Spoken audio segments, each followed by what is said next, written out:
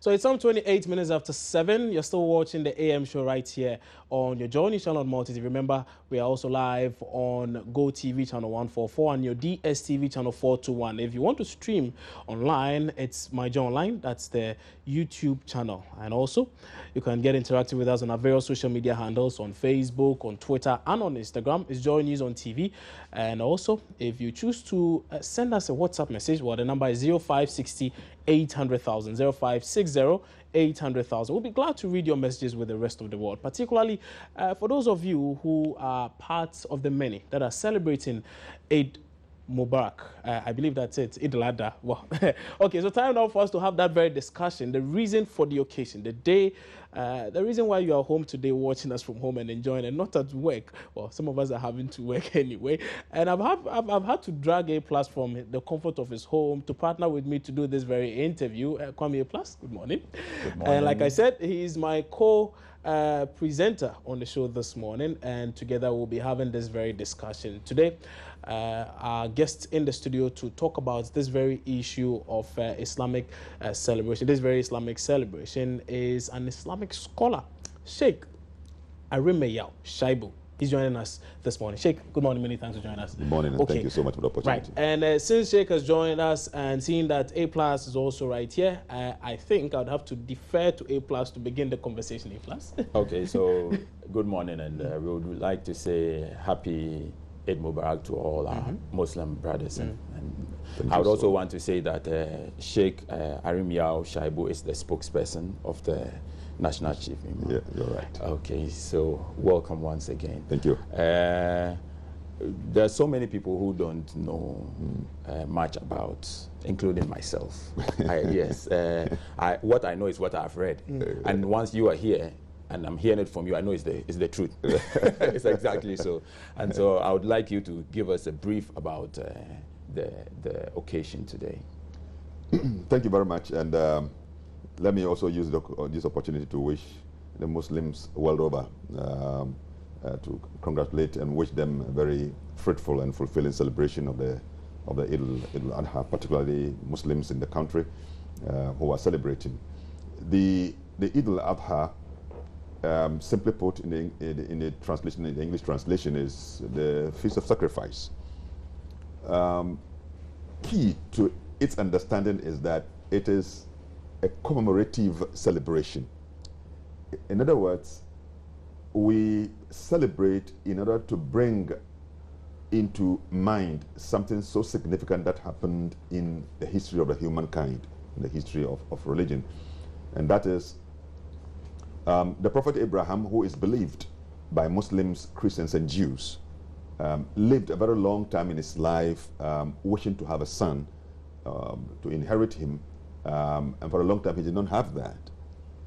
Then at a time, he was favored by God with the first son we called Ishmael. Ishmael is the son that Islam believes that was supposed to be the sacrificial son. Now, when this son had grown to a point where he could be of help to the father, then God tested the faith of Abraham and requested of him to sacrifice, to slaughter that son in sacrifice to him. In other words, giving something that you cherish so much that you can lose that particular thing in order that you can dedicate it to God. That is the test to which Abraham was put to. And Abraham, out of sincere faith and love of God, decided to do that which God has commanded him to do. In the process, God proved to him that he is a loving God, a God that does not intend to see the holy blood of any human being spilled. And so therefore he brought in a ram from the heavens and replaced him with Ishmael, in order that Ishmael now will be left to live, and then the ram will be slaughtered. This was done in a clear and excellent demonstration of Abraham's submission and complete and absolute surrender to the will of God. This is something in history which Islam built on, and so the Prophet Muhammad, peace be upon him, also then reenacted this and made it a tradition that every year during the 12th month of the Muslim calendar, which we call Zulhijjah, on the 10th day of that month, Muslims all over will also now bring back to life, reenact that historic event of the sacrifice. And that is exactly what Muslims do all over. And I'm emphasizing the commemorative significance so that we shift away from the wrong impression that the sacrifice is to atone for a certain sin, or to satisfy a certain god, or to spill a blood in what in our religious expression we use propitiation. Now that we are not doing so as a propitiation where a certain sin has been committed and a certain blood is needed to be able. In fact, the Quran says that it is not the blood nor the meat that reaches God, but the purity of your heart. In other words, so we connect with God in true and honest submission to Him when we sacrifice. Okay, so my understanding, the little understanding that I get from all that you have said, is that it's the same Abraham that I was told about in Sunday school. Exactly. It's the same Isaac. The same Isaac. The same God. The same Ishmael. The same God. Yes. Then it means that I can be part of the celebration because it's the same thing.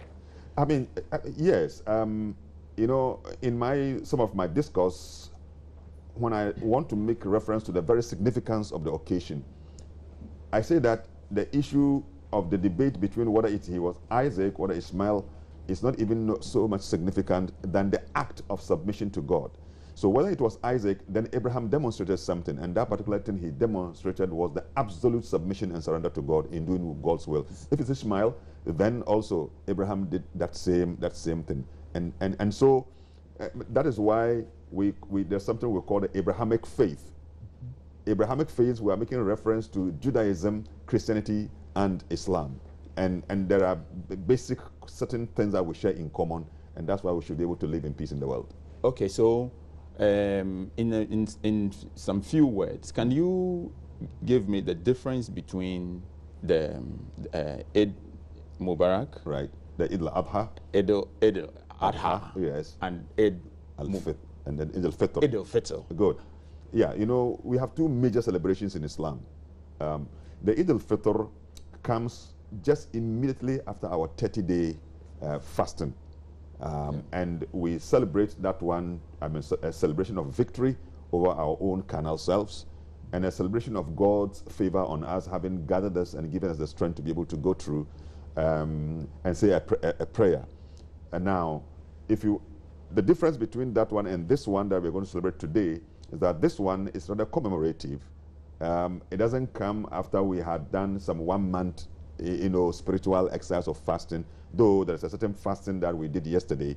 Okay. But the significance of this one is more of commemorative. So and then in the other one, there was no sacrifice of rams, but this one, there is sacrifice. So with this one, the fasting is just 1 day? Yeah, just 1 day. And then after that, we do the celebration today, and then we sacrifice. Eid al-Fitr, no sacrifice. Okay, I think that this one will be easy for me. Just 1 day, and then the meat. Yeah, you can join the celebration. And in fact, you asked a question whether in that case, whether you can celebrate. And it's important that, you put it in a very jovial manner, but I take it serious. In fact, when we slaughter the meat, it's supposed to be divided into 3. One part of it for the family. The family must enjoy. A third of it must go to neighborhood, people with whom you share the same neighborhood, and there's no discrimination. My neighbor is Muslim. There's no discrimination in religion in terms of this man is a Christian, is a Muslim, so I should deny the Christian and give to the Muslim. There's no neighbors are neighbors, and these are people who will run to you when you are in trouble before your close relatives will come to you. Yeah. And Islam gives emphasis to this kind of relationship. And the third one must go to the poor and the needy in the larger society where you satisfy. So therefore, then, there's a door that makes it possible for a Christian also to be part of this celebration. Unfortunately, sometimes there's a wrong notion, as if, Muslims slaughter to spill the blood so that we can clear a certain misfortune. I get you. Yeah, and with all respect, some pastors have preached in their churches, in fact, that now you give small meat to your neighbor, and either the neighbor takes it quietly and throws it in the dustbin. The next day you find a lot of meat in the dustbin. With that one, I had to come here with my kid brother, and yes. He said that, Hadia is bringing the rice, so you go, I'll eat it before. When I finish, I'll join Very you. Good. So I think that with the explanation. And we want to use this one to educate the people. Exactly. It is not propitiational. we are not doing it to appease any god, anything. It is not musuye, if you take it in P. Yes. Yeah, It's you're just not using it to commemorating. wash off a certain no. It's commemorative. And the meat is sound, is anything, there's no bad intention, there's no evil about it. And a Christian can partake in it, traditional worshiper can partake in it. So if you are close to me and I cut a piece of meat in the next morning, I bring it to you, look, it's out of love. But how far away are you from here? I live at Ashoma Estate. Oh, that's far from Yeah, my a house. bit I'm, far. I'm sure that now that you have explained to me, Yes. in the next few years, I'll be looking for a house By very all close means. to yours. So I mean, by all means.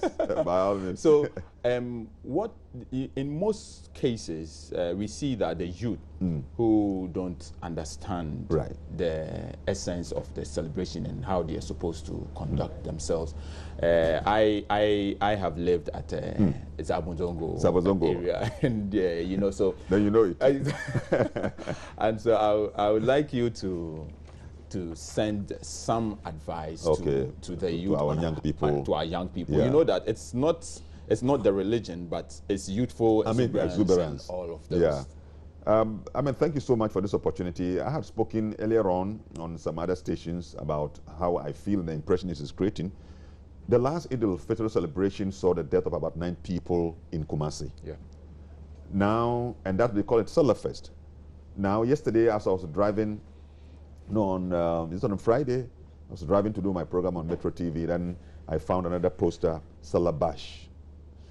And I say on authority that those programs do not have the blessing of the Muslim leadership. Those that are organizing may not necessarily be Muslims. These are people who are involved in entertainment, and they want to take advantage of the occasion and organize their own thing. And they are able to team up with some Muslims who are nominal Muslims who do not care whatever happens, and they overindulge in that celebration, in that entertainment. And they do things that morally and ethically are contrary to the Islamic teachings. So many things. There's a mixture of boys and girls. There's no check. They live in the night to midnight. They do whatever they like. There's no security. And if I'm the organizer and I know what I'm doing, then I will know all the checks and balances to put in place so that I can guide the youth. Our youth have a responsibility to demonstrate the best and the excellent and decent way by which we celebrate. Yeah.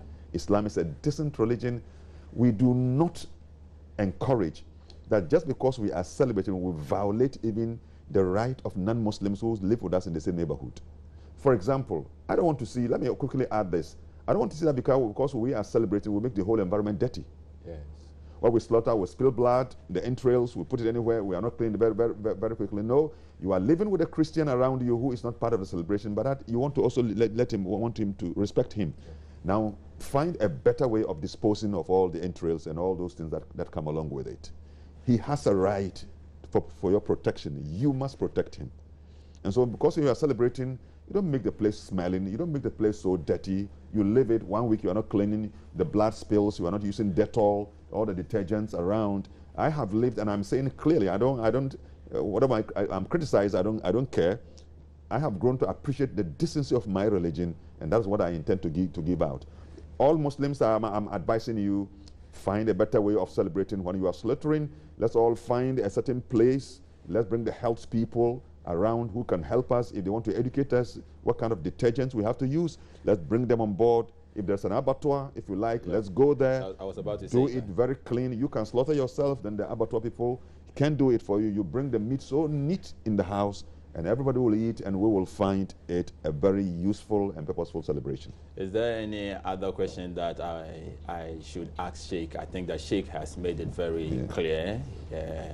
He has sent out, he's done health education on how to keep the environment. He's spoken about how to conduct ourselves during this celebration. And I think that we've learned a lot from Sheikh Arimiao. Thank you so much, Sheikh, for coming. Thank you so much. Do you have any questions? He said some pretty interesting things. And for me, the focus had to do with the meat. The fact that everybody can chew. And everybody must chew. And That's for me, that's all. yes, that was my No, pick. can chew it grilled or roasted, fried, No, but boiled. you know, they have a way of frying it. Yes, it and becomes it's hard. Oh yeah. Yes. I mean, Sheikh, do you have some of that? A way It to can last preserve for it. weeks. Yeah, Nothing and that's will- what our mothers have learned to do. They have the additives they put together think I and have can to last come for for a the whole year without going I have to bad. come for the recipe. Oh, really? Yeah, in fact, go for a whole year without going bad. Fantastic. But our modern day women have not learned to do so. It's the old ladies who, Okay. who like my moms and my grandmoms.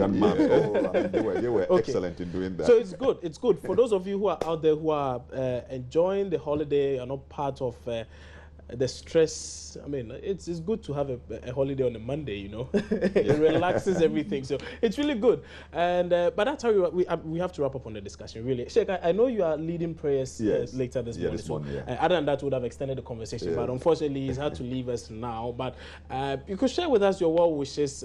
Those messages you have for your loved ones, for any loved person out there, do well to send it to us. 0560 800,000, 0560 800,000. Kwame A Plus will be here. Yes, and they can share with us their meat. So yeah, not only well wishes. The meat is very important. It's very the hard important. one. We'll be bringing you more right here on the AM show. Do stay with us. We'll be back shortly. Stay on.